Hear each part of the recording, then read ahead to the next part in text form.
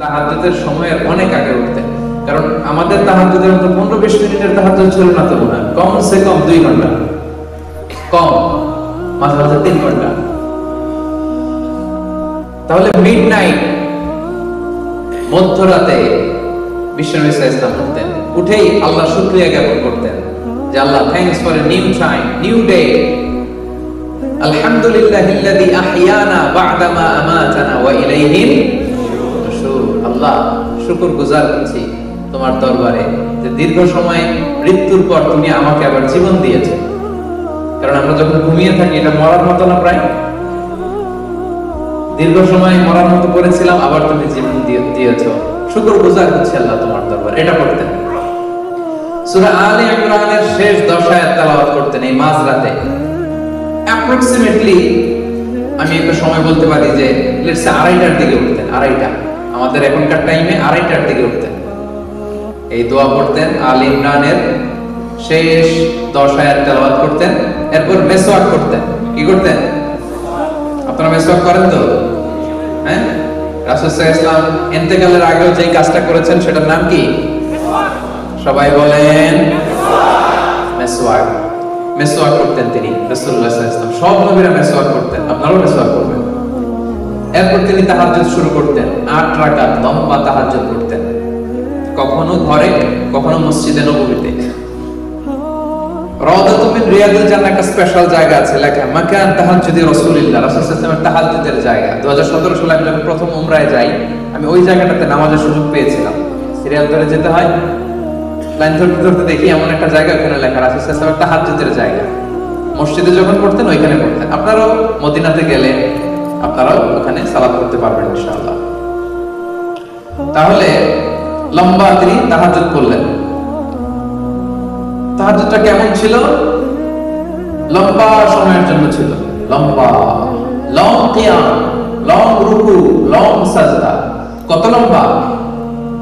আম্মা জান আয়েশা রাদিয়াল্লাহু তাআলা আনহা বলেন, ফালা তাসআল আন হুসনিহিন্না ওয়া তুলিহিন্না।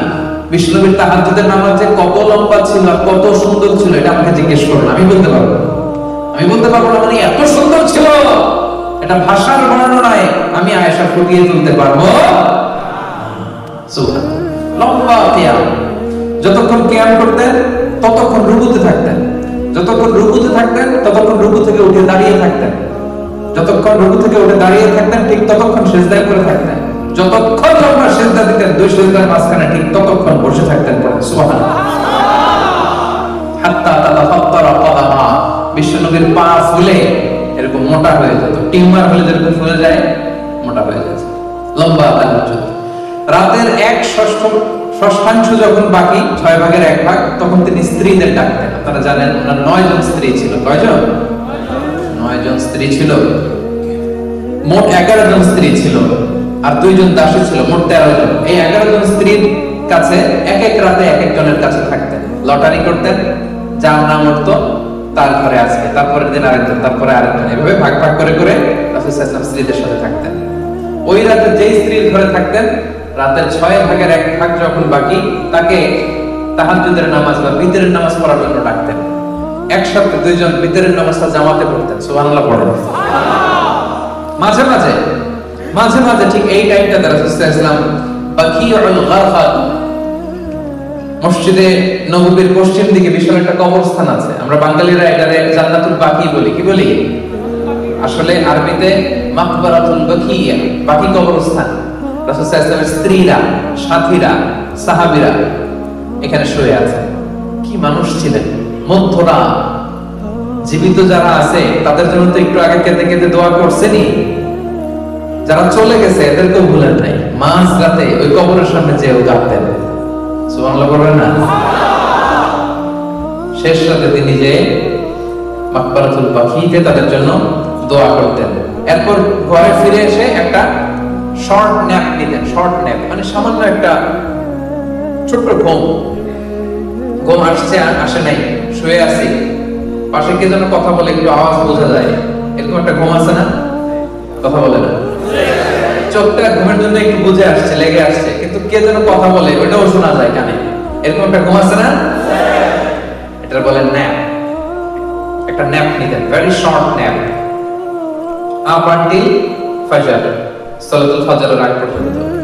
এরপরে বেলাল রাদিয়াল্লাহু তাআলা যখন আযান দিতেন তখন তিনি ফজরের জন্য উঠতেন, উঠে সুন্নত নামাজ পড়ে, ফজরের সুন্নত পড়ে, কখনো ওযু করে কখনো ওযু ছাড়াই ইমামতি করতে যেতেন ফজরের নামাজের। তিনি বলতেন, আইনানি ইয়ানামান ওয়াল কলবু ইয়াকদান, আমি এমন নবী আমার দুই চোখ ঘুমায় কিন্তু আমার কলব ঘুমায় না। এজন্য আমরা ঘুমাইলে ওযু করা লাগে, নবীরা ঘুমালে তাদের ওযু ভাঙে না। এজন্য রাসূল সাল্লাল্লাহু আলাইহি ওয়াসাল্লাম হালকা একটা ছোট্ট ঘুম দিয়ে উঠে কখনো ওযু করে কখনো ওযু ছাড়া তিনি ফজরের সালাতে যেতে লম্বা তেলাওয়াত করতেন ফজরের নামাজে। মা বাইনা সিদ্দিন ইলাল মিয়া, 60 থেকে 100 আয়াত। আপনি পড়েন কয় আয়াত ফজরের নামাজে? চিন্তা করছেন? বিষ্ণু ইসলাম 60 থেকে অন অ্যান এভারেজ 60 থেকে 100 আয়াত পড়তেন। ফজরের সালাম ফিরিয়ে সাহাবীদের দিকে মুখ ফিরিয়ে বসতেন, লম্বা সময় আযকারুস সাবাহ ওয়াল মাসা পড়তেন। পড়বেন, এগুলো শোনার জন্য না, যা শুনতেছেন সাথে সাথে নিয়ত আমিও এরকম করব, আমিও সকালটা এভাবে কাটাবো, আমিও আমার জীবন এভাবে সাজাবো, ঠিক কি না? এই প্ল্যান রাখতে হবে।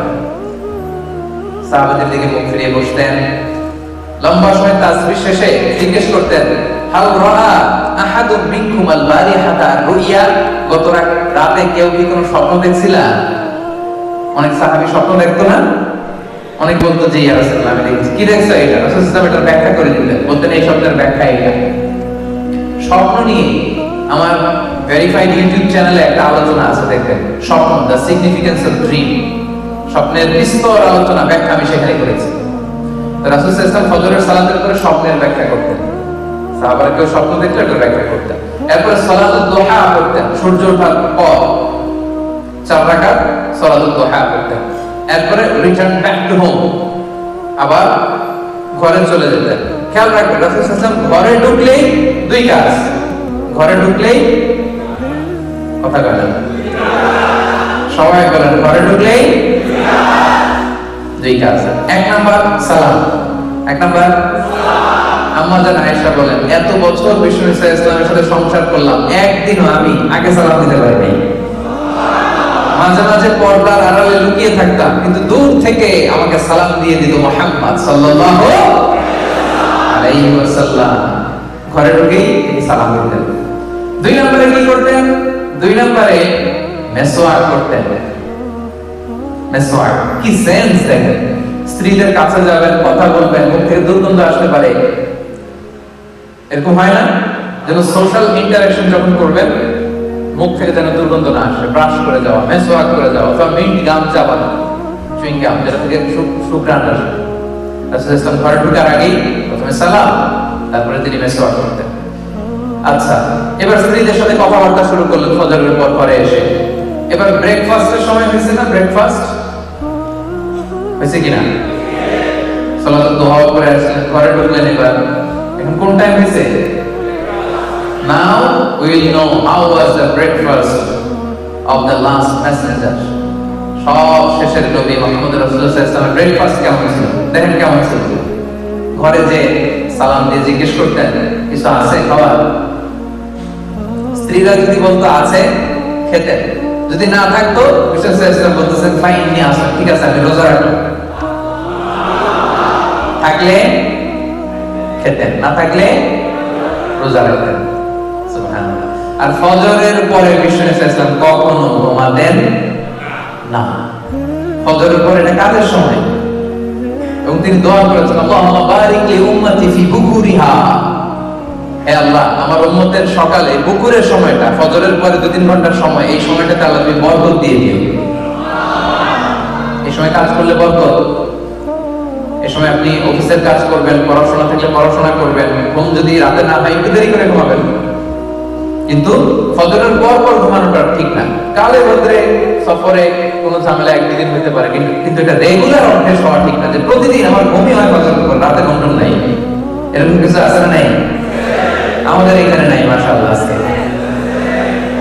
হ্যাঁ না, চেঞ্জ ইউর হ্যাবিট। আজকে আজকে আমরা শুরুতে প্রতিজ্ঞা করেছি বিষ্ণু ইসলামের একটা পূর্ণ দিন 24 ঘন্টা ডেইলি রুটিনটা আমরা শুনবো। তাহলে ফজরের পরে ঘুমাতেন না, তো খাবার খেলেন আর খাবার না পাইলে কি করতেন? রোজা রেখে আবার মসজিদে, আবার কি যে মসজিদ থেকে ঘরে আসছেন আবার এই মসজিদে, মসজিদে যেই 2 রাকাত, মসজিদে ঢুকলেই যখনই ঢুকতেন তখনই 2 রাকাত তাহিয়াতুল মসজিদ, মসজিদে ঢুকলেই 2 রাকাত পড়তে হয়, বিষ্ণু 2 রাকাত পড়তেন। পরে the official start of the day, officially ওনার দিনটা স্টার্ট করতেন, কারণ এই মসজিদের মধ্যেই সব ছিল। এটাই সুপ্রিম কোর্ট, মসজিদে নববী, এটাই হাই কোর্ট, এটাই বিচার বিভাগ, এটাই সংসদ ভবন, এটাই বঙ্গভবন, এটাই গণভবন, এটাই ক্যান্টনমেন্ট, এখানেই সব হতো। আল মসজিদ আন-নববী, the very official start of the day, owner official start হতো ওই দিনে, অফিশিয়াল কাজ। কি কি করতেন?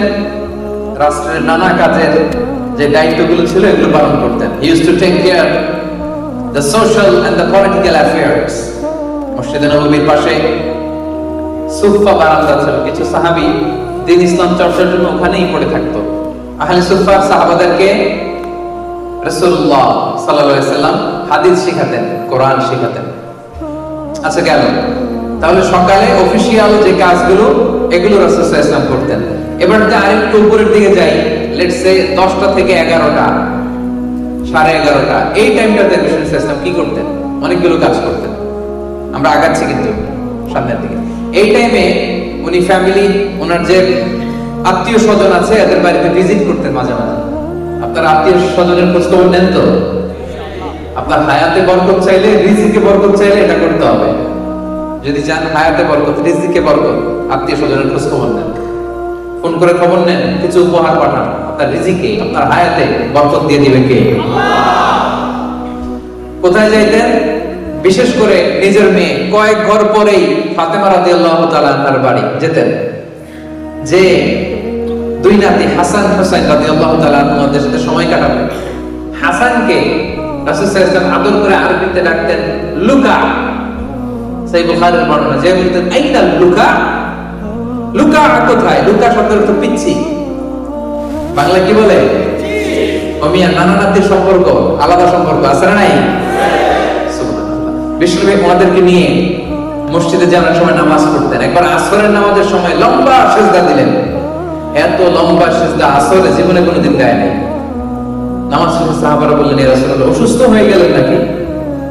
সিজদা অবস্থায় কোরআনের আয়াত নাযিল হলো নাকি? এত লম্বা সিজদা তো দেই নাই, দেন নাই কখনো। বিষ্ণু সাল্লাল্লাহু আলাইহি ওয়াসাল্লাম বললেন, না, আমার নাতি হাসান সিজদারত অবস্থায় আমার কাঁধের উপরে চেপে বসেছিল, এজন্য আমি হাসানকে ডিস্টার্ব করতে চাই নাই। যতক্ষণ হাসান আমার কাঁধে ছিল আমি সিজদায় লুটিয়ে পড়েছিলাম। সুবহানাল্লাহ। হাসান সরে গিয়েছে, সিজদা থেকে মাথা তুলেছে। কি ভালোবাসতেন নাতিদের। ঘুরতে যেতেন মেয়ের ঘরে, ফাতেমা রাদিয়াল্লাহু তাআলা হাসান হোসেনের সাথে সময় কাটাতেন। মাঝে মাঝে he used to visit the market of Medina, মদিনার মার্কেট ভিজিটে যেতেন এই টাইমে 11টার দিকে, একটা অ্যাপ্রক্সিমেট টাইম 11টার দিকে। একদিন ঘুরতে ঘুরতে যে দেখে খেজুরের স্তূপ, হাত ঢুকায় দিলেন ভিতরে। উপরে শুকনা, কিন্তু ভিতরে হাত দিয়ে হাত তুলে দেখে হাতের মধ্যে পানি, তার মানে উপরে শুকনা ভিতরে ভেজা। রাসূল সাল্লাল্লাহু আলাইহি ওয়াসাল্লাম বললেন, ঘটনা কি? উপরে শুকনা ভিতরে ভেজা কেন? বলে, ইয়া রাসূলুল্লাহ, বৃষ্টি হয়েছে, এজন্য। তো বৃষ্টি হলে তো উপরে পানির আলামত থাকবে কি থাকবে না? এবার তো ধরা খেয়ে গেছে। তখন রাসূল সাল্লাল্লাহু আলাইহি ওয়াসাল্লাম সেই বিখ্যাত হাদিসটা বলেছিলেন, মান গাশশানা ফালাইসা মিন্না, যে আমাদেরকে ধোঁকা দেয়, যে আমাদের ধোঁকা দেয়, সে আমার উম্মত, কশিনকালে হতে পারে না। The person who deceives us is not among us, যে আমাদেরকে ধোঁকা দেয় সে আমাদের দলভুক্ত নয়। এই টাইমে রাসূল সাল্লাল্লাহু আলাইহি ওয়াসাল্লাম মদিনার মেয়েদের জন্য স্পেশাল টাইম রাখতেন, QA, কোশ্চেন আনসার সেশন।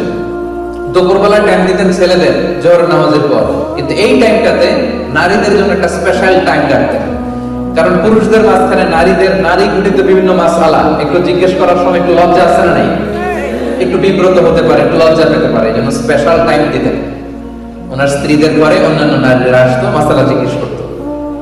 এই টাইমে রাসূল সাল্লাল্লাহু আলাইহি ওয়াসাল্লাম ঘরের টুকিটাকি কাজ করতেন, নিজে দুধ দহন করতেন ছাগলের ওলান থেকে, উটের ওলান থেকে, নিজে জামা সেলাই করতেন, জুতা সেলাই করতেন, ঘরের স্ত্রীকে এটা আগায় দেওয়া, ওইটাতে হেল্প করা, এই হাউস হোল্ড চোরস গুলো তিনি আঞ্জাম দিতেন। আপনারা দেন তো নাকি?